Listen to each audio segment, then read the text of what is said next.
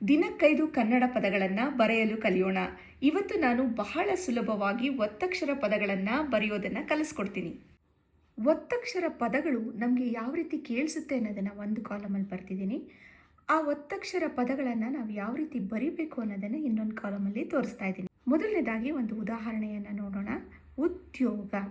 ಅರ್ಧ ಅಕ್ಷರದ ಮುಂದಿನ ಅಕ್ಷರ ಯೋ ಇದೆ, ಅರ್ಧ ಅಕ್ಷರ ಇಲ್ಲಿ ದೋ ಆಗಿದೆ. ಅರ್ಧ ಅಕ್ಷರದ ಮುಂದಿನ ಅಕ್ಷರ ಯೋ ಇದೆಯಲ್ಲ, ಅದು ಒತ್ತಕ್ಷರ ಆಗಿದೆ.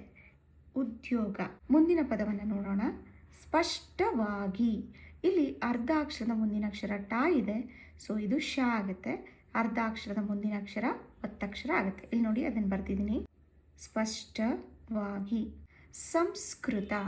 ಇಲ್ಲಿ ಅರ್ಧ ಅಕ್ಷರದ ಮುಂದಿನ ಅಕ್ಷರ ಕೃ ಇದೆ, ಇದು ಸೃ ಆಗುತ್ತೆ. ನೋಡಿ, ಇಲ್ಲಿ ಸೃ ಬರ್ತಿದ್ದೀನಿ. ಅರ್ಧ ಅಕ್ಷರದ ಮುಂದಿನ ಅಕ್ಷರ ಕೃ ಇತ್ತಲ್ಲ, ಅದು ಒತ್ತಕ್ಷರ ಆಗಿದೆ. ಸಂಸ್ಕೃತ ಆಯಿತು. ಹಾಗೆ ತಕ್ಷಣ. ಇಲ್ಲಿ ಅರ್ಧ ಅಕ್ಷರದ ಮುಂದಿನ ಅಕ್ಷರ ಶ ಇದೆ, ಇದು ಕ ಆಗುತ್ತೆ. ನೋಡಿ, ಕ ಬರ್ತಿದ್ದೀನಿ. ಅರ್ಧ ಅಕ್ಷರದ ಮುಂದಿನ ಅಕ್ಷರವನ್ನು ಒತ್ತಕ್ಷರ ಮಾಡಿದ್ದೀನಿ. ತಕ್ಷಣ ಆಯಿತು. ಹಾಗೆ ಕಲ್ಪಿತ.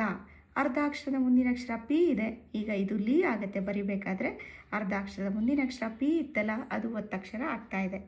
ಕಲ್ಪಿತ ಆಯಿತು.